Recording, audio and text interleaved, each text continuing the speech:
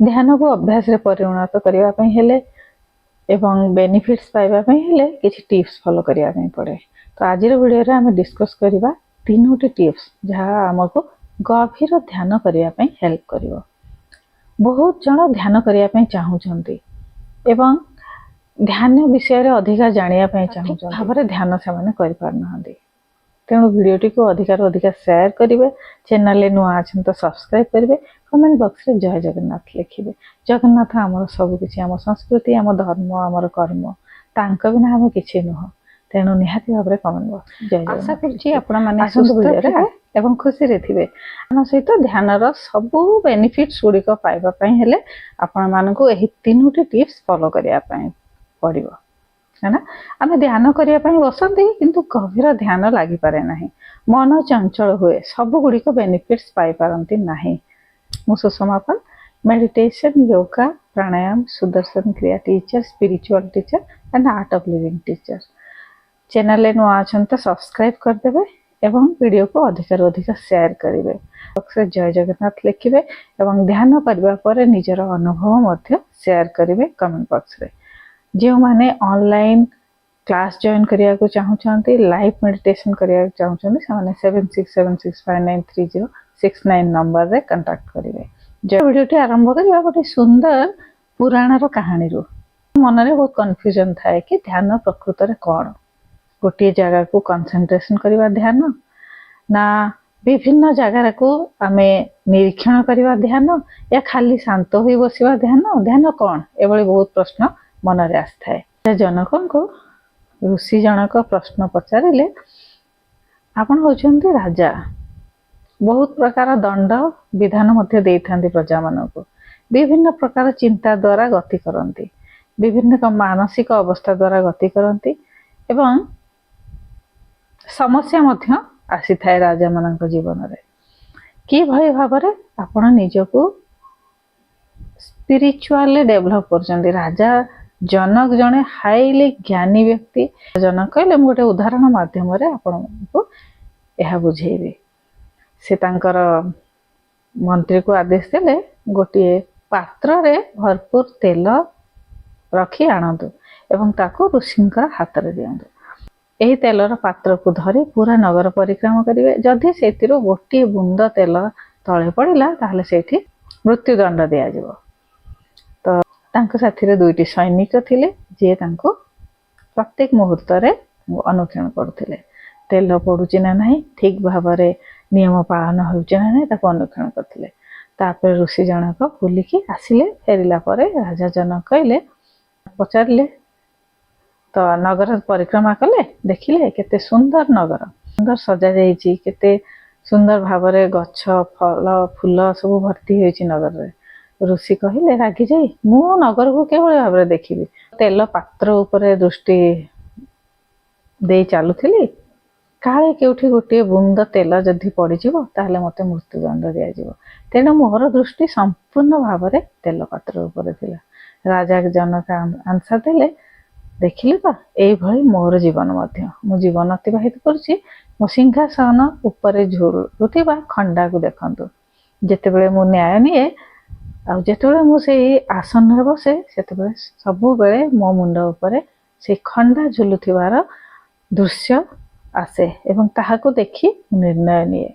तेणु यह हेउची मोर ध्यान। ध्यान भी ठीक एभली सदृश जेमती तेल पात्र को धरी ऋषि जनक भ्रमण कले पूरा नगर, किंतु से अशांत मन रे भ्रमण कले। किंतु ध्यान शांत मन रे आम जेतेबेले गोटे जगार बसी शांत मन रे आमर शरीर को किंबा परिसर को प्रकृति को आमे ध्यान दियंती, ध्यान आमको प्रदान करे एवं ध्यान रिजल्ट हो जाए गोटे जगार मन केंद्रित हो जाए। प्रथम रे आमे ध्यान को कौन करती विजुअलाइज करती। ध्यान को गछ प्रति ध्यान दियो, फूल प्रति ध्यान दियो, श्वास प्रति ध्यान दियो। प्रथम आम ताको इमेजिनरी भाव में देखते आखि बंद करी। जिते गभीर ध्यान लगी जाए सेतेबेले सेही सबु जिनस गुड़िक जहाँ कहुव ताहा आखि बंद कले मध्य आमको दृश्य हो चलो। ताहा हेउची गभीरतम ध्यानर लक्षण। ଏବଂ ମନ ଶାନ୍ତ ହୋଇଥିବ, ସେହି ଦୃଶ୍ୟ ମନରେ ଚାଲିଥିବ ଏବଂ କେନ୍ଦ୍ରିତ ହୋଇଥିବ ମନ। ଏହା ହେଉଛି ଧ୍ୟାନର ଲକ୍ଷଣ। ତ ଏବେ ଆମେ ଜାଣିବା କିଭଳି ଆମେ ପ୍ରାକ୍ଟିସ୍ କରିବା ଗଭୀର ଧ୍ୟାନ ପାଇଁ କ'ଣ କରିବା। ତ ଆଜି ମୁଁ 3ଟି ଟିପ୍ସ କହିବି। ପ୍ରଥମେ ହେଉଛି ଆମର ଫୁଡ୍ ମାନେ ଖାଦ୍ୟ। କ'ଣ ଖାଦ୍ୟ ଆମେ ଖାଇଲେ ଗଭୀର ଧ୍ୟାନରେ ଉତରି ପାରିବା। ପ୍ରଥମତଃ ସାତ୍ତ୍ୱିକ ଆହାର। 3 ପ୍ରକାର ଆହାର ଅଛି, ସାତ୍ତ୍ୱିକ, ରାଜସିକ ଏବଂ ତାମସିକ। ଅଳ୍ପ ତେଲ ମସଲା ୟୁଜ୍ ହୋଇଥିବା ଖାଦ୍ୟ, ସିଝା ହୋଇଥିବ ଅଧିକା ଏବଂ ସତ୍ତ୍ୱ ଗୁଣରେ ଭରିଥିବ। ଯେତେବେଳେ ଆମ ଖାଦ୍ୟ ବନାଉଛନ୍ତି ସେତେବେଳେ ଭଗବାନଙ୍କର ନାଁ ନେଇ ଖାଦ୍ୟ ବନେଇବା, ରାମଙ୍କର ଉଚ୍ଚାରଣ, ଶିବଙ୍କର ଉଚ୍ଚାରଣ, ଭଜନ ଗାଇ ଗାଇ ଖାଦ୍ୟ ବନେଇବା। ତ ସେ ଖାଦ୍ୟ ପ୍ରସାଦ ବନି ଯାଇଥାଏ, ସେଥିରେ ଭରପୁର ପଜିଟିଭ ଏନର୍ଜି ଆସିଯାଇଥାଏ ଏବଂ ସେଇ ଖାଦ୍ୟ ଖାଇଲେ ଆମର ଧ୍ୟାନ ବି ଭଲ ଲାଗିବ, ମାଇଣ୍ଡ ବି ପଜିଟିଭ ରହିବ ଏବଂ ଆମେ ନିରୋଗୀ ମଧ୍ୟ ରହିବା। ତାପରେ ଖାଦ୍ୟର ପରିମାଣ କେତେ ଖାଇବା। ସବୁବେଳେ ପେଟ ଫୁଲ କରିକି ଖାଇବା ଉଚିତ ନୁହଁ। 50%ରୁ ଉପରକୁ 60-70% ଖାଦ୍ୟ ଖାଇବେ ଏବଂ 25% ପାଣି ପାଇଁ ଛାଡ଼ିବେ। ଆଉ ପାଣି ମଧ୍ୟ ଆମେ କେମିତି ପିଇବା। ଖାଦ୍ୟ ଖାଇବା ମଝିରେ ପାଣି ପିଇବା ନାହିଁ। ଖାଦ୍ୟ ଖାଇବାର 1 ଘଣ୍ଟା କିମ୍ବା ଅଧଘଣ୍ଟା ପୂର୍ବରୁ ପାଣି ପିଇବା, ପୁଣି ଖାଦ୍ୟ ଖାଇବାର 1.5ରୁ 2 ଘଣ୍ଟା ପରେ ଆମେ ପାଣି ପିଇବା। ମଝିରେ ଶୋଷ ଲାଗିଲା କିମ୍ବା ଗଳା ଶୁଖିଗଲା ତ ଗୋଟିଏ ଢୋକ ପାଣି ଆପଣମାନେ ନେଇପାରିବେ। ଏଭଳି ଖାଦ୍ୟ ଖାଇବେ ଏବଂ ସବୁ ଖାଦ୍ୟକୁ ଟାଇମ୍ ନେଇ ଚୋବେଇ ଖାଇବେ। ଏବଂ ଯେତେବେଳେ ଖାଦ୍ୟ ଖାଇବା ପାଇଁ ଆମେ ବସୁଛନ୍ତି ତ ସବୁବେଳେ ଗ୍ରାଟିଟ୍ୟୁଡ୍ ଅର୍ପଣ କରିବେ।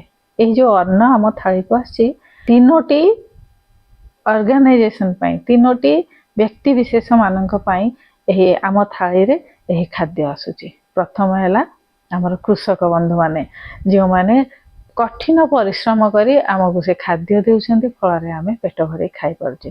ଦ୍ୱିତୀୟ ବ୍ୟକ୍ତି ହେଲା ବ୍ୟାପାରୀ, ଯେଉଁମାନେ ତାଙ୍କ ପାଖରୁ ଆଣି ଆମ ପାଖକୁ ପହଞ୍ଚାଉଛନ୍ତି। ତୃତୀୟ ବ୍ୟକ୍ତି ହେଲା ଯିଏ ଆମକୁ ଖାଦ୍ୟ ବନେଇକି ଦେଉଛି। ସେ ଆମର ମା ହୁଅନ୍ତୁ ନା କାହିଁ, ଭଉଣୀର ହୁଅନ୍ତୁ ନା କାହିଁ, ସ୍ତ୍ରୀ ହୁଅନ୍ତୁ ନା କାହିଁ, ଭାଇ ହୁଅନ୍ତୁ ନା କାହିଁ, ବନ୍ଧୁ, ଯାହାଠୁ ବି ଆମେ ଖାଦ୍ୟ ଖାଉଛେ, ଯିଏ ଆମକୁ ବନେଇ ପାଇଁ ଦେଉଛନ୍ତି। ଏହି 3ଟି ବ୍ୟକ୍ତି ବିଶେଷଙ୍କର ଖାଦ୍ୟ ଖାଇବାର ସମର୍ପଣ କରିବା, ଧନ୍ୟବାଦ ଦେଇ ଖାନେ। ଅନ୍ନଦାତା ସୁଖୀ ଭବ, ଅନ୍ନଦାତା ସୁଖୀ ଭବ, ଅନ୍ନଦାତା ସୁଖୀ ଭବ। 3 ଥର ଉଚ୍ଚାରଣ କରି ଆମେ ଖାଦ୍ୟ ଖାଇବା ଆରମ୍ଭ କରିବା। ଏହାକୁ ଆମେ 3 ଥର ଉଚ୍ଚାରଣ କରି ଖାଦ୍ୟ ଆରମ୍ଭ କରିବା, ଫଳରେ ସେ ଖାଦ୍ୟରେ ଥିବା ଏନର୍ଜି, ପଜିଟିଭନେସ୍ ଆମ ମନକୁ ଆସିବ ଆଉ ଯାହା ବି ଅଶାନ୍ତି ରହୁଛି ସେ ଅଶାନ୍ତି ଦୂର ହୋଇଯିବ। ଆମେ କ'ଣ ଖାଇବା ଆଉ କିଭଳି ଖାଇବା। ସେକେଣ୍ଡ ଆସିଲା ଆମର ନେଚର। ନିଜକୁ ନେଚର ସହିତ ଯୋଡ଼ିବା ନିତ୍ୟାନ୍ତ ଆବଶ୍ୟକ। ନିରୋଗୀ ରହିବା ପାଇଁ ହେଲେ, ଗଭୀରତମ ଧ୍ୟାନରେ ଉତରେଇବା ପାଇଁ ହେଲେ ନେଚର ସହିତ ଯୋଡ଼ିବା ନିହାତି ଦରକାର। ନେଚରରେ ଯାହା କିଛି ଅଛି ଆମ ଶରୀରରେ ମଧ୍ୟ ସେୟା ସବୁ କିଛି ଅଛି ନା। ତ ସେ ନେଚରକୁ ଆମେ ନିରୀକ୍ଷଣ କରିବା, ଦେଖିବା, ନିଜର ସୋଲକୁ ଯୋଡ଼ିବା ନେଚର ସହିତ। ସୂର୍ଯ୍ୟ ଉଦୟରୁ ଆରମ୍ଭ କରି ଅସ୍ତ ପର୍ଯ୍ୟନ୍ତ ସବୁ କିଛି ଗୋଟିଏ ରିଦମରେ ଚାଲିଛି, ଗୋଟିଏ ଟାଇମ୍ରେ ଚାଲିଛି। ତ ସେହି ଟାଇମ୍ ଆମ ଶରୀର ଭିତରେ ମଧ୍ୟ ଅଛି। ତେଣୁ ଆମର ଖାଇବାର ସମୟ, ଶୋଇବାର ସମୟ, ଉଠିବାର ସମୟକୁ ଫିକ୍ସ କରିବା ଉଚିତ। ଏବଂ ପ୍ରତ୍ୟେକ ଦିନ କିଛି ସମୟ ୱାକିଂ କରିବେ ଏବଂ ଯଦି ପାରୁଛନ୍ତି ବ୍ରହ୍ମ ମୁହୂର୍ତ୍ତରେ ଉଠି ପ୍ରକୃତି ବାହାରେ ଯାଇ, ସେ ଗ୍ରୀନେରୀ ଉପରେ ପାର୍କ ଅଛି କିମ୍ବା ନିଜ ଘରେ ଗାର୍ଡେନ୍ ଅଛି କିମ୍ବା ବାଲକୋନି ଅଛି, ତ ସେଇଠି ବାହାରେ ଯାଇ ଗଛ ପତ୍ରକୁ ନିରୀକ୍ଷଣ କରି ଆଖି କିଛି ସମୟ ନିରୀକ୍ଷଣ କରିବେ ଏବଂ ତାର ସୁଗନ୍ଧ ନେବେ। ଯାହା କିଛି ବାସ୍ନା, ତାର କଲର୍, ତାର ଖୁସବୁଟା ଭିତରକୁ ନେବେ ଏବଂ ଅନୁଭବ କରିବେ। ତାପରେ ସେଠି ବସି ଧ୍ୟାନ କରିବେ। ଖାଲି ପାଦରେ ପୃଥିବୀ ମାତା ଉପରେ କିଛି ସମୟ ଖାଲି ପାଦରେ ମାଟିରେ ଚାଲିବେ, ଘାସ ଉପରେ କିଛି ସମୟ ଚାଲିବେ। ଧରତୀ ମାତାର, ମା ବସୁଧାଙ୍କର ସେ ଯେଉଁ ଗୋଟିଏ ସୁଗନ୍ଧ ଆସେ, ଭଲ ବାସ୍ନା ଆସେ, ସେଇ ବାସ୍ନାକୁ ନିଜ ଭିତରକୁ ଆଣିବେ। ଶ୍ୱାସ ମାଧ୍ୟମରେ ନିଜ ଭିତରକୁ ନେବା। ଏହା ସହିତ ଆମେ ନିଜକୁ ପ୍ରକୃତି ସହିତ ଯୋଡ଼ି ପାରିବା। ଶରୀର ମଧ୍ୟ ଯୋଡ଼ିବ, ମନ ମଧ୍ୟ ଯୋଡ଼ିବ ଏବଂ ଆମର ଆତ୍ମା, ସୋଲ୍ ମଧ୍ୟ ଯୋଡ଼ିଯିବ। ପ୍ରତ୍ୟେକଟି ଫୁଲ, ଫଳ, ପତ୍ରର ସୁଗନ୍ଧ ଅଛି ଏବଂ ଗୋଟେ ସୁନ୍ଦରତା ଅଛି, ଗୋଟେ କଲର୍ ଅଛି। ତାହାକୁ ନିରୀକ୍ଷଣ କରିବେ, ଦେଖିବେ। ଫଳରେ ପ୍ରକୃତି ସହିତ ନିଜକୁ ଯୋଡ଼ି ପାରିବେ। ଏହା ଯଦି କରିବେ ମନଟି କେନ୍ଦ୍ରିତ ହୋଇଯାଏ, ଶାନ୍ତି ହେଇଯାଏ ମନ ଏବଂ ଗଭୀର ଧ୍ୟାନ ଲାଗିଯାଏ। ତୃତୀୟରେ ହେଉଛି ଆମର ଶ୍ୱାସ। ଏହି ତିନୋଟି ଇମ୍ପୋର୍ଟାଣ୍ଟ ଜିନିଷ, ଖାଦ୍ୟ, ପ୍ରକୃତି ଏବଂ ଶ୍ୱାସ। ଶ୍ୱାସ ପ୍ରତି ଧ୍ୟାନ ଦେବା ଉଚିତ। ଶ୍ୱାସ ଆମକୁ ଗୋଟିଏ ଗିଫ୍ଟ ଭାବରେ, ଉପହାର ଭାବରେ ମିଳିଛି, ତେଣୁ ଆମେ ତା ପ୍ରତି ଧ୍ୟାନ ଦେଉନେ। ଯେଭଳି ଶରୀର ଉପହାର ଭାବରେ ମିଳିଛି, ଶ୍ୱାସ ମଧ୍ୟ ଉପହାର ମିଳିଛି, କିନ୍ତୁ ସେ ଶ୍ୱାସରେ ଏତିକି ପାୱାର ଅଛି ଯାହାଦ୍ୱାରା ଆମେ ନିରୋଗୀ ହୋଇ ରହିପାରିବା। ସମ୍ପୂର୍ଣ୍ଣ ଟକ୍ସିନ୍ ଗୁଡ଼ିକ ଆମେ ଶ୍ୱାସ ଦ୍ୱାରା ବାହାର କରିପାରିବା ଏବଂ ଏହି ଶ୍ୱାସ ଦ୍ୱାରା ଆମେ ଏନର୍ଜି, ଶରୀରକୁ ଏନର୍ଜେଟିକ୍ ମଧ୍ୟ କରିପାରିବା। କେବଳ ଆମକୁ ତାକୁ ବ୍ୟବହାର କରିବା ଆସିବା ଦରକାର ଏବଂ ତା ପ୍ରତି ଧ୍ୟାନ ଦେବା ଦରକାର। ତେଣୁ ଧ୍ୟାନ କରିବା ପୂର୍ବରୁ ଶ୍ୱାସ ଦ୍ୱାରା ପ୍ରାଣାୟାମ ଆପଣମାନେ କରିବେ।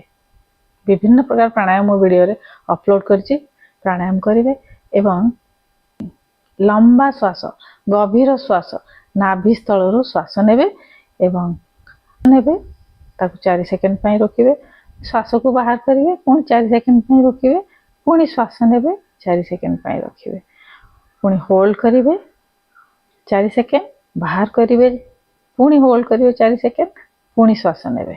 ଏଭଳି ଭାବରେ ଗୋଟେ ରିଦମରେ ଆପଣମାନେ 7 ରୁ 8 ଥର ଶ୍ୱାସ ନେବେ। ଲଙ୍ଗ ବ୍ରିଦିଂ, ଲମ୍ବା ଶ୍ୱାସ, ଗଭୀର ଶ୍ୱାସ ନେବେ, ଫଳରେ ମନ ବହୁତ ଜଲ୍ଦି ସେଣ୍ଟର ହେଇଯାଏ, ଶାନ୍ତ ହୋଇଯାଏ। ଏହାଦ୍ୱାରା, ଏହି ଶ୍ୱାସ ଦ୍ୱାରା ଏଙ୍ଗର ମଧ୍ୟ ବହୁତ ଜଲ୍ଦି ଭଲ ହୋଇଯାଏ।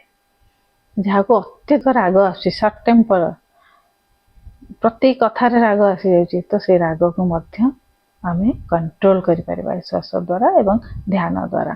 ତ ଏହି ତିନୋଟି ଜିନିଷକୁ ଯଦି ଫଲୋ କରିବେ ତାହେଲେ ଗଭୀର ଧ୍ୟାନ ଲାଗିପାରିବ ଏବଂ ପ୍ରତ୍ୟେକ ମୁହୂର୍ତ୍ତରେ ଶ୍ୱାସ ପ୍ରତି ଧ୍ୟାନ ଦେଉଥିବେ। ଡିପ୍ରେସ ଅନୁଭବ କରୁଛନ୍ତି ତ ଶ୍ୱାସ ପ୍ରତି ଧ୍ୟାନ ଦେବେ। ଗୋଟେ ଲମ୍ବା ଗଭୀର ଶ୍ୱାସ ନେବେ ଏବଂ ଧୀରେ ଧୀରେ ଶ୍ୱାସକୁ ବାହାର କରିବେ। ଲୋ ଏନର୍ଜି ଅନୁଭବ କରୁଛନ୍ତି ତ ଶ୍ୱାସ ପ୍ରତି ଧ୍ୟାନ ଦେବେ। ତ ଜୀବନଟି ଆମର ଶ୍ୱାସ ଉପରେ ହିଁ ଚାଲିଛି।